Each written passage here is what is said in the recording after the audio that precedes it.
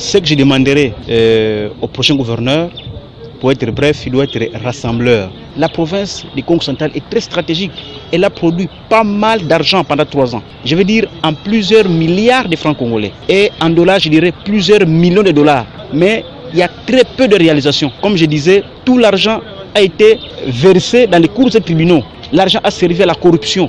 L'argent a servi au profit personnel, aux dirigeants au pouvoir qui en ont profité. Donc, il doit être visionnaire, c'est-à-dire il doit venir avec une nouvelle vision de reconstruction de la province du Congo central. Une vision de poursuite du développement de la province du Congo central. Il y a très peu de réalisations par rapport aux moyens dont dispose la province du Congo central. En fait, on veut un gouverneur de proximité, quelqu'un qui est près de la population, tout près de la population. Puisque de par le fait d'abord d'être près de la population, on saura les différents problèmes dans différents quartiers, dans différentes avenues et partout où les gens vivent. Et qu'est-ce qu'on attend de l'actuel gouverneur?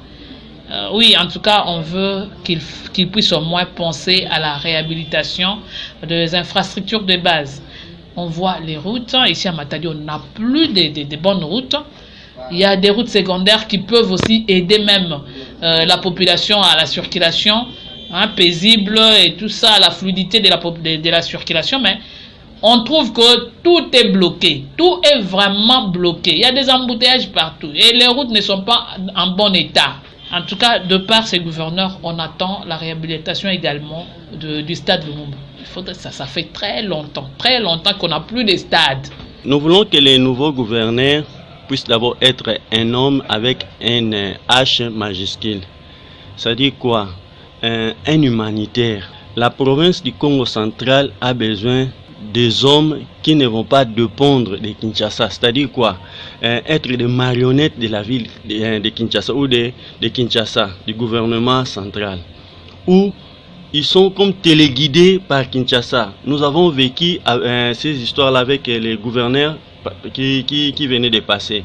Donc, ils étaient tellement dépendants de Kinshasa qu'ils ont abandonné la province à eux-mêmes. C'est-à-dire quoi? Nous remarquons les désordres dans la province, les évasions fiscales, tout. Il n'y a plus que des troubles, même il y a même des conflits entre des tribus dans le Congo central. Alors que le Congo central prend toujours les Makukwamata ou Malamba au Congo. Mais présentement là, on ne les sent plus.